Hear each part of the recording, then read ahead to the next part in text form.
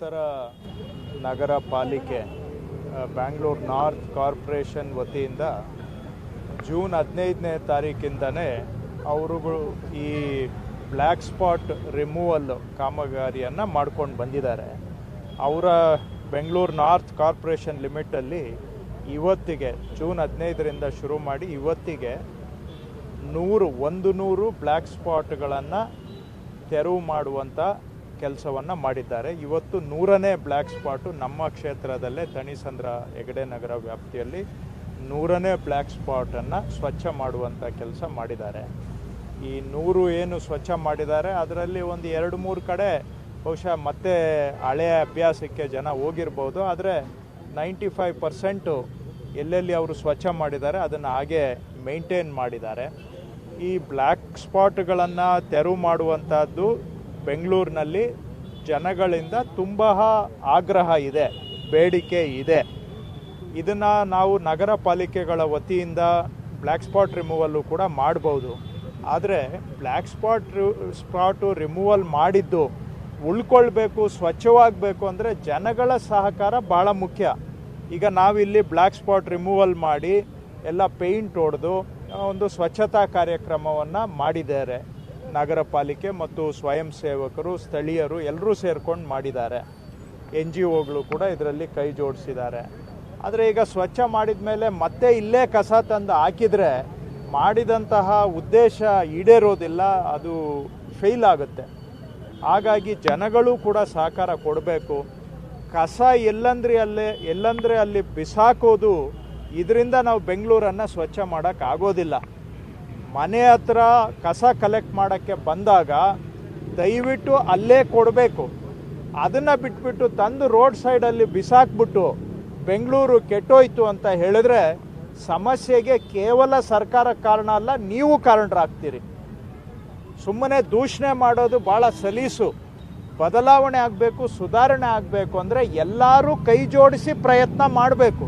So ಹಾಗಾಗಿ ನಾನು ಜನಗಳಲ್ಲಿ ಮನವಿ ಮಾಡೋದು, ನಮ್ಮ ಕಸ ಸಂಗ್ರಹ ಪರ್ಫೆಕ್ಟ್ ಆಗಿದೆ ಅಂತ ನಾನೇನು ಹೇಳೋದಿಲ್ಲ. ಅದನ್ನು ನಾವು ಸುಧಾರಣೆ ಮಾಡ್ತೇವೆ, ಖಂಡಿತ ಮಾಡ್ತೇವೆ, ಅದು ನಮ್ಮ ಜವಾಬ್ದಾರಿ. ಆದರೆ ಜನಗಳು ಕೂಡ ಇಷ್ಟ ಬಂದಂಗೆ ಹಗಲೊತ್ತು ರಾತ್ರಿ ಹೊತ್ತು ಯಾವಾಗಂದರೆ ಆವಾಗ ತಂದು ಕಸನ ಬಿಸಾಕೋದಕ್ಕೆ ದಯವಿಟ್ಟು ಫುಲ್ ಸ್ಟಾಪ್ ಹಾಕಲೇಬೇಕು. ಇಲ್ಲ ಅಂದರೆ ನಾವು ಬೆಂಗಳೂರನ್ನು ಸ್ವಚ್ಛ ಮಾಡೋಕ್ಕಾಗೋದಿಲ್ಲ. ನಾವು ಪ್ರಯತ್ನ ಮಾಡ್ತೇವೆ, ನಮ್ಮ ಕೆಲಸ ನಾವು ಜವಾಬ್ದಾರಿ ತೊಗೊಂಡು ಮಾಡ್ತೇವೆ. ಜನಗಳು ಸಹಕಾರ ಕೊಡಲಿ ಅಂತ ನಾನು ಮನವಿ ಮಾಡ್ತೇನೆ. ಇವತ್ತು ಬೆಂಗಳೂರು ನಾರ್ತ್ ಕಾರ್ಪೊರೇಷನ್ನವರು 100 ಬ್ಲ್ಯಾಕ್ ಸ್ಪಾಟ್ಗಳ ರಿಮೂವಲನ್ನು ಕಳೆದ 1 ತಿಂಗಳ ಅವಧಿಯಲ್ಲಿ ಮಾಡಿದ್ದಾರೆ. ಅಧಿಕಾರಿಗಳಿಗೆ, ಕಮಿಷನರ್ ಅವರಿಗೆ ಮತ್ತು ಸ್ವಯಂ ಸೇವಕ ಸಂಘದವರಿಗೆ ಮತ್ತು ಸ್ಥಳೀಯರು ಯಾರ್ಯಾರು ಸಹಕಾರ ಕೊಟ್ಟಿದ್ದಾರೆ ಅವರಿಗೆಲ್ಲ ಧನ್ಯವಾದವನ್ನು ಹೇಳ್ತೇನೆ ಮತ್ತು ಅವರೆಲ್ಲರಿಗೂ ಕೂಡ ನಾನು ಅಭಿನಂದನೆಗಳನ್ನು ಈ ಸಂದರ್ಭದಲ್ಲಿ ಹೇಳ್ತೇನೆ. ಇದರಿಂದ ಕ್ಲೀನ್ ಸಿಟಿ ಇದರಲ್ಲಿ ನಾವೇನ ಬೆಂಗಳೂರು 5 ಪಾಲಿಕೆಗಳನ್ನು ನಿರೀಕ್ಷೆ ಮಾಡ್ಬೋದು ಸರ್ ಮುಂದಿನ ವರ್ಷಗಳಲ್ಲಿ? ಖಂಡಿತ. ಈಗ ಸ್ಟೆಪ್ ಬೈ ಸ್ಟೆಪ್ಪು ನಾವು ಕ್ಲೀನಿಂಗು ಮಾಡ್ತಾ ಇದ್ದೇವೆ. ಈಗ ಬ್ಲ್ಯಾಕ್ ಸ್ಪಾಟ್ಸ್ ಕ್ಲೀನ್ ಮಾಡೋದು ಒಂದು.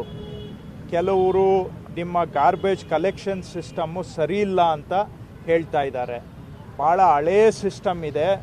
ಗಾಡಿಗಳು ಎಲ್ಲ ಅರ್ಕಲು ಮುರ್ಕಲು ಬಿದ್ದೋಗೋ ಪರಿಸ್ಥಿತಿಯಲ್ಲಿರುವಂಥ ಗಾಡಿಗಳನ್ನು ಕೊಡ್ತಾ ಇದ್ದೀರಾ.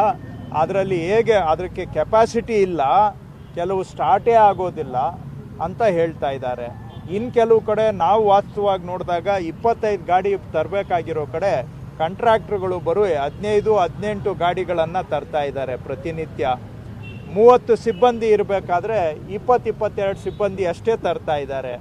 ಇದನ್ನೆಲ್ಲ ನಾವು ಹೊಸ ಒಂದು ಗಾರ್ಬೇಜ್ ಮ್ಯಾನೇಜ್ಮೆಂಟ್ ಸಿಸ್ಟಮನ್ನು ತಗೊಂಡು ಬಂದು ಹೊಸ ಗಾಡಿಗಳನ್ನು ಕೊಟ್ಟು ಸಿಬ್ಬಂದಿಗಳು ಕೂಡ ನಿಯಮಕ್ಕೆ ತಕ್ಕ ಹಾಗೆ ಸಿಬ್ಬಂದಿಯನ್ನು ಒದಗಿಸುವಂತಹ ಹೊಸ ಗಾರ್ಬೇಜ್ ಸಿಸ್ಟಮನ್ನು ನಾವು ಇಂಪ್ಲಿಮೆಂಟ್ ಮಾಡೋದಕ್ಕೆ ಹೊರಟಿದ್ದೇವೆ. ಅದರ ಜೊತೆಗೆ ಪ್ರತಿಯೊಂದು ಮನೆಗೂ ಕೂಡ ನಮ್ಮ ಸಿಬ್ಬಂದಿ ಹೋಗೋ ಥರ ನಾವು ಮಾಡ್ತೇವೆ. ಇದನ್ನು ಹೊಸ ಸಿಸ್ಟಮ್ ತೊಗೊಂಡು ಬರೋದ್ರಿಂದ ಬೆಂಗಳೂರಿನಲ್ಲಿ ಗಾರ್ಬೇಜ್ ಮ್ಯಾನೇಜ್ಮೆಂಟು ಸುಧಾರಣೆ ಮಾಡಬಹುದು ಅಂತ ನಾವು ನಂಬಿದ್ದೇವೆ. ಆದರೆ ಎಲ್ಲವೂ ಕೂಡ ಜನಗಳ ಕೋಆಪರೇಷನ್ ಮೇಲೆ ಡಿಪೆಂಡ್ ಆಗುತ್ತೆ. ಫೈನಲಿ ರಿಸಲ್ಟ್ ಆಗಬೇಕಾದ್ರೆ ನಾವು ನಿಮ್ಮ ಮನೆ ಹತ್ರ ಕಸ ಕಲೆಕ್ಟ್ ಮಾಡೋರನ್ನ ಕಳಿಸಿನೂ ಕೂಡ ನೀವು ಮನೆ ಹತ್ರ ಬಂದಾಗ ಅವ್ರ ಕೈಗೆ ಕಸ ಕೊಡದೆ ರೋಡಲ್ಲಿ ತಂದು ಬಿಸಾಕ್ಬಿಟ್ಟು ಯಾವಾಗ ಬೇಕಾದರೂ ಬಿಸಾಕ್ಬೋದು, ನೀವು ಎತ್ತಬೇಕು ಅಂತ ಹೇಳಿದ್ರೆ ಅದು ಪ್ರಾಕ್ಟಿಕಲಿ ಆಗದೇ ಇರುವಂಥ ಮಾತು. ಗಾರ್ಬೇಜ್ ಕಲೆಕ್ಟ್ ಮಾಡೋರು ಮನೆ ಮನೆಗೆ ಬರೋ ಹಂಗೆ ನಾವು ಮಾಡ್ತೇವೆ. ಆದರೆ ತಾವು ಮನೆ ಹತ್ರನೇ ಕೊಡೋ ಸಹಕಾರ ಕೊಡಿ ಅಷ್ಟೇ, ನಾವಿನ್ನೇನು ಕೇಳೋದಿಲ್ಲ. ಗಾರ್ಬೇಜ್ ಕಲೆಕ್ಟ್ ಮಾಡೋರು ನಿಮ್ಮ ಮನೆ ಹತ್ರ ಬಂದಾಗ ಅಲ್ಲೇ ಕಸ ಕೊಡಿ, ಆಮೇಲೆ ತಂದುಬಿಟ್ಟು ರಡಿಬಿಟ್ಟು ರೋಡಲ್ಲಿ ಬಿಸಾಕಬೇಡಿ. ಸುಮ್ಮನೆ ಅವ್ರು ಬಂದಾಗ ನಾವು ಮನೆಯಲ್ಲಿ ಇರೋದಿಲ್ಲ ಅಂತ ಹೇಳೋದು, ಅಥವಾ ಅವ್ರು ಲೇಟಾಗಿ ಬಂದರು ಬೇಗ ಬಂದರು ಅಂತ ಹೇಳೋದು, ಇವೆಲ್ಲ ನೆಪಗಳು ಹೇಳೋದ್ರಿಂದ ಬೆಂಗಳೂರು ಸುಧಾರಣೆ ಆಗೋದಿಲ್ಲ. ನಾವೆಲ್ಲ ಸ್ವಲ್ಪ ಪ್ರಯತ್ನ ಪಟ್ಟರೆ ಮಾತ್ರ ಸುಧಾರಣೆ ಮಾಡಲಿಕ್ಕೆ ಸಾಧ್ಯ. ಜನಗಳ ಕೋಆಪರೇಷನ್ ಇದ್ದರೆ ತಾವು ಹೇಳ್ದಂಗೆ ಖಂಡಿತ ಸುಧಾರಣೆಯನ್ನು ಮಾಡಬಹುದು.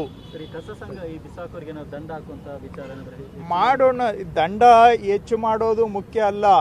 ಈಗ ನೋಡಿ, ಜನ ಕೋಆಪರೇಷನ್ ಕೊಡದೆ ಹೋದರೆ ಯಾವ ದಂಡ ಹಾಕಿ ನೀವು ಏನು ಸಾಧನೆ ಮಾಡ್ತೀರಾ? 1.5 ಕೋಟಿ ಜನ ಇದ್ದಾರೆ. ಎಲ್ಲೆಲ್ಲಿ ದಂಡ ಹಾಕಿ ನಾವು ಅದನ್ನು ಕಂಟ್ರೋಲ್ ಮಾಡೋಕ್ಕಾಗತ್ತೆ? ಎಷ್ಟು ಜನದ ಮೇಲೆ ದಂಡ ಹಾಕೋದು? ಅವ್ರನ್ನ ದಂಡ ಹಾಕೋಕ್ಕೆ ವಾಚ್ ಮಾಡೋರು ಯಾರು? ಇವೆಲ್ಲ ಬರ್ತದೆ. ಬೆಂಗಳೂರು ಚೆನ್ನಾಗಿರಬೇಕು. ಯಾಕಂದರೆ ಬೆಂಗಳೂರು ನಿಮಗೆ ನಮಗೆ ಎಲ್ಲರಿಗೂ ಕೂಡ ಆಶ್ರಯ ಕೊಟ್ಟಿದೆ, ಅನ್ನ ಕೊಟ್ಟಿದೆ. ಇಂಥ ಬೆಂಗಳೂರು ಚೆನ್ನಾಗಿದ್ದರೆ ನಾವು ಚೆನ್ನಾಗಿರ್ತೀವಿ. ಚೆನ್ನಾಗಿರಬೇಕು ಅಂತ ಬರೀ ಭಾಷಣ ಮಾಡೋದಲ್ಲ, ಪ್ರಯತ್ನ ಮಾಡಬೇಕು. ನಾವೇನು ಕೇಳ್ತಾ ಇದ್ದೇವೆ? ದಯವಿಟ್ಟು ಎಲ್ಲಂದರೆ ಅಲ್ಲೇ ಕಸ ಬಿಸಾಕಬೇಡಿ ಅಷ್ಟೇ ಕೇಳ್ತಾ ಇದ್ದೀವಿ, ಇನ್ನೇನೂ ಇಲ್ಲ. ನಿಮ್ಮ ಮನೆಗೆ ಕಳಿಸೋ ಅಂತ ಕಸ ಕಲೆಕ್ಟ್ ಮಾಡೋರನ್ನ ಕಳಿಸೋದು ನಮ್ಮ ಜವಾಬ್ದಾರಿ. ನೆಪ ಹೇಳೋದನ್ನು ಬಿಟ್ಬಿಟ್ಟು ಮನೆ ಹತ್ರ ಬಂದಾಗ ದಯವಿಟ್ಟು ಅವ್ರಿಗೆ ಕೊಡಿ. ನಾವು ಅದರಿಂದ ಬೆಂಗಳೂರನ್ನು ನಾವು ಸ್ವಚ್ಛ ಮಾಡ್ಬೋದು. ಬೆಂಗಳೂರು ಸೌಂದರ್ಯ ಸುಧಾರಣೆ ಆಗುತ್ತೆ, ಬದುಕೋದಕ್ಕೆ ಇನ್ನಷ್ಟು ಯೋಗ್ಯಕರ ನಗರ ಆಗುತ್ತೆ. ಸಹಕಾರ ಕೊಡಿ ಅಂತ ಪದೇ ಪದೇ ನಾನು ರಿಕ್ವೆಸ್ಟ್ ಮಾಡ್ತಾ ಇದ್ದೇವೆ. ನಮ್ಮ ಪ್ರಯತ್ನ ನಾವು ಮಾಡ್ತೇವೆ. ನಾವು ಯಾವ ಜವಾಬ್ದಾರಿಯಿಂದನೂ ಹಿಂದೆ ಸರಿಯೋ ಪ್ರಶ್ನೆ ಇಲ್ಲ. ನಮ್ಮ ಜೊತೆಗೆ ನೀವು ಕೈ ಜೋಡಿಸಿ ಬೆಂಗಳೂರು ಸುಧಾರಣೆ ಮಾಡೋಣ. ಜಿಬಿಎ ನಕ್ಷೆ, ಕಟ್ಟಡ ನಕ್ಷೆ ಮಂಜೂರಿಗೆ ಹೊಸ ಶುಲ್ಕ ನಿಗದಿಯಾಗಿದೆ. ಇಲ್ಲ, ಅದು ಈಗ already Karnataka town and country planning ರೂಲ್ಸಲ್ಲಿ ಏನಿದೆ ಅದನ್ನು ಇಂಪ್ಲಿಮೆಂಟೇಷನ್ಗೆ ತಗೊಂಡು ಬಂದಿದ್ದೇವೆ. ಅದನ್ನು ಇಷ್ಟು ದಿನ ಅದು ಇಂಪ್ಲಿಮೆಂಟೇಷನ್ ಬಂದಿಲ್ಲ, ನಮಗೆಲ್ಲ ಕೆಲಸ ಆಗ್ತಾ ಇಲ್ಲ ಅಂತ ಹೇಳಿದರು. ಸೊ ಹೊಸ ರೂಲ್ಸು ಹಿಂದೆನೇ ಅಪ್ರೂವ್ ಆಗಿತ್ತು, ಅದನ್ನು ಈಗ ಇಂಪ್ಲಿಮೆಂಟೇಷನ್ ಮಾಡಿ ಆ ಒಂದು ಸಮಸ್ಯೆಗೂ ಪರಿಹಾರ ಕೊಡ್ತಾ ಇದ್ದೇವೆ.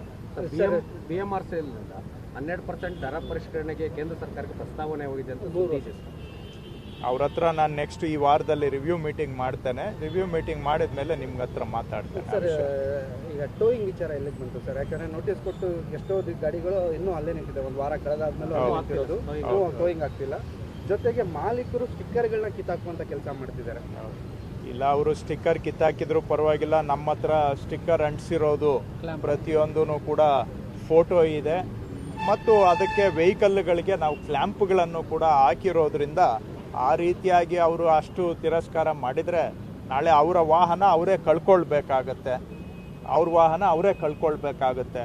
ಜನ ಈಗ ಕಾನೂನಿಗೆ ಲೆಕ್ಕನೇ ಇಲ್ಲ ಅಂತ ಹೇಳಿದ್ರೆ ಇವತ್ತೆಲ್ಲ ನಾಳೆ ಕಾನೂನು ಬೆಲೆ ತೆರಬೇಕಾಗತ್ತೆ. ಸೊ ದಯವಿಟ್ಟು ಈ ಥರ ಯಾರೋ ಕೆಲವರು, ಎಲ್ಲರೂ ಅಂತ ನಾನು ಹೇಳೋದಿಲ್ಲ, ಕೆಲವರು ಈ ರೀತಿಯಾಗಿ ಕಾನೂನನ್ನು ಧಿಕ್ಕರಿಸಿ ವಾಹನಗಳನ್ನು ನಿಲ್ಲಿಸೋದೇ ಅಲ್ಲದೆ ನಾವು ಸ್ಟಿಕ್ಕರ್ ಅಂಟಿಸಿದ್ರೆ, ನೋಟಿಸನ್ನು ಕಿತ್ತಾಕಿದರೆ ನಾಳೆ ಅದೇ ಒಂದು ಪನಿಷಬಲ್ ಅಫೆನ್ಸ್ ಆಗುತ್ತೆ. ಎವಿಡೆನ್ಸನ್ನು ನೀವು ನಾಶ ಮಾಡಿದ್ದೀರಾ ಅಂತ ಹೇಳಿದರೆ ಅದಕ್ಕೆ ಬೇರೆ ಬೇರೆ ಕಾನೂನಿನ ಅಡಿ ಪ್ರಕರಣ ದಾಖಲಾಗಬೇಕಾಗತ್ತೆ. ದಯವಿಟ್ಟು ಗೌರವ ಕೊಡಿ, ಕಾನೂನಿಗೆ ಗೌರವ ಕೊಡಿ, ನನಗಲ್ಲ, ಕಾನೂನಿಗೆ ಗೌರವ ಕೊಡಿ. ಕಾನೂನು ಒಂದು ವ್ಯವಸ್ಥೆ ಸರಿ ಇದ್ದರೆ ನಾವೆಲ್ಲರೂ ಬದುಕೋದು ಸಲೀಸಾಗುತ್ತೆ. ಈಗ ವಾಹನಗಳು ಯಾವುದು ಬಿಡಾಡಿ ವಾಹನ ಇದೆ, ಅನಾಥವಾಗಿ ರೋಡ್ ಸೈಡಲ್ಲಿ ಬಿಟ್ಟು ತಿಂಗಳಾನುಗಟ್ಟಲೆ ಅಲ್ಲೇ ಇರುವಂಥವು, ಅಂಥ ವಾಹನಗಳ ತೆರವು ಕಾರ್ಯಾಚರಣೆ ಆರಂಭ ಆಗಿದೆ. ನಾನು ಸಾಂಕೇತಿಕವಾಗಿ ಚಾಲನೆ ಕೊಟ್ಟಿದ್ದೇನೆ. ಎಲ್ಲ ಕಾರ್ಪೊರೇಷನ್ನಲ್ಲೂ ಕೂಡ ಇದನ್ನು ತೀವ್ರವಾಗಿ ಮಾಡಬೇಕು ಅಂತ ಹೇಳಿದ್ದೇವೆ. ಈಗ ಎಲ್ಲ ಕಾರ್ಪೊರೇಷನ್ ವತಿಯಿಂದನೂ ಕೂಡ ಅದನ್ನು ಪ್ರತಿಯೊಂದು ಕ್ಷೇತ್ರದಲ್ಲೂ ಕೂಡ ಮಾಡುವಂಥ ಕೆಲಸ ಮಾಡಿ ತೆಗಿತೇವೆ. ಈಗ ಅದನ್ನು ಖಂಡಿತ ಬೇರೆ ಕಡೆನೂ ಇದ್ದಾವೆ, ಅಲ್ಲಿ ಒಂದೇ ಕಡೆ ಅಲ್ಲ. ನಾನು ಕಮಿಷನರ್ಸ್ ಜೊತೆ ಆಲ್ರೆಡಿ ಮೀಟಿಂಗ್ ಮಾಡಿದ್ದೇನೆ. ಎಲ್ಲೆಲ್ಲಿ ನೋಟಿಸ್ ಕೊಟ್ಟು ಒಂದು ವಾರದ ಮೇಲೆ ಆಗಿದೆ ಅವುಗಳನ್ನು ತೆರವು ಮಾಡುವಂಥ ಕೆಲಸ ಆಗಬೇಕು ಅಂತ ತಮಗೆ ಗೊತ್ತಿದೆ. ಒಂದು ವಾಹನ ತೆರವು ಮಾಡಬೇಕಾದ್ರೆ ಅವುಗಳನ್ನ ನಾವೇನು ಎಲ್ಲಿ ತಗೊಂಡೋಗಿ ಪಾರ್ಕಿಂಗ್ ಮಾಡೋದಕ್ಕೆ ಸೌಲಭ್ಯ ಮಾಡಿದ್ದೇವೆ ಅವೆಲ್ಲ 10-15 ಕಿಲೋಮೀಟ್ರ್ ದೂರ ಹೋಗಬೇಕು. ಸೊ ಒಂದು ದಿನಕ್ಕೆ ಒಂದು ಟೋಯಿಂಗ್ ವೆಹಿಕಲ್ಗೆ ಸಾಧಾರಣವಾಗಿ 2-3 ಗಾಡಿಗಳನ್ನ ತೆಗೆಯೋಕ್ಕೆ ಸಾಧ್ಯ ಅಷ್ಟೇ. ಆದರೂ ನಾವು ಬಿಡೋದಿಲ್ಲ, ಸ್ವಲ್ಪ ನಿಧಾನ ಆಗ್ಬೋದು, ಯಾಕೆಂದರೆ ಟೋಯಿಂಗ್ ಕೆಪಾಸಿಟಿ ಸ್ವಲ್ಪ ಕಡಿಮೆ ಇರ್ಬೋದು. ಅದರಿಂದ ಎಲ್ಲ ವಾಹನಗಳನ್ನು ನಾವು ಸ್ಟಿಕ್ಕರ್ ಅಂಟಿಸಿರೋದನ್ನ ಎಲ್ಲದನ್ನೂ ತೆಗಿಯೋಕ್ಕಾಗಿಲ್ಲ. ಹಾಗಂತೇಳಿ ನಾವು ಯಾರನ್ನೂ ಬಿಡೋದಿಲ್ಲ. ಯಾಕಂದರೆ ಕ್ಲ್ಯಾಂಪ್ ಹಾಕ್ತೇವೆ, ಸುಮಾರು 5,000 ಕ್ಲ್ಯಾಂಪ್ ಇದೆ. ಆ ಕ್ಲ್ಯಾಂಪ್ಗಳು ಬೇಕಾದರೆ ಇನ್ನೂ ಹೆಚ್ಚುವರಿ ಕ್ಲ್ಯಾಂಪನ್ನು ಖರೀದಿ ಮಾಡಿ ಅಂತ ಹೇಳಿದ್ದೇವೆ. ಒಂದ್ಸತಿ ಕ್ಲ್ಯಾಂಪ್ ಹಾಕಿದ ಮೇಲೆ ಅದನ್ನು ಅವರು ತಗೊಳ್ಳೋದಕ್ಕೂ ಆಗೋದಿಲ್ಲ. ಅವುಗಳನ್ನ ನಾವು ಸ್ಟೆಪ್ ಅವ್ರೇನಾದರೂ ಬಂದು ದಂಡ ಕಟ್ಟಿ ಬಿಡಿಸ್ಕೊಂಡ್ರೆ ಅದಕ್ಕೂ ಅವಕಾಶ ಕೊಡ್ತೀವಿ. ನಾವೇನು ಜನಗಳಿಗೆ ಎಲ್ಲ ಒಂದೇ ಸತಿ ಕಾನೂನನ್ನು ಅವ್ರ ಮೇಲೆ ಗದಾಪ್ರಹಾರ ಮಾಡೋ ಉದ್ದೇಶನೂ ನಮಗೆ ಇಲ್ಲ. ಅವ್ರು ಕ್ಲ್ಯಾಂಪ್ ಹಾಕ್ತೇವೆ, ಆ ಟೈಮ್ ಒಳಗಡೆ ಅವರು ತಗೊಳ್ಳಿಲ್ಲ ಅಂದರೆ 1-2 ದಿನ ನಿಧಾನ ಆಗ್ಬೋದು, ಆದರೂ ಕೂಡ ಆನಂತರ ನಾವು ಟೋಯಿಂಗನ್ನು ಮಾಡ್ತೇವೆ.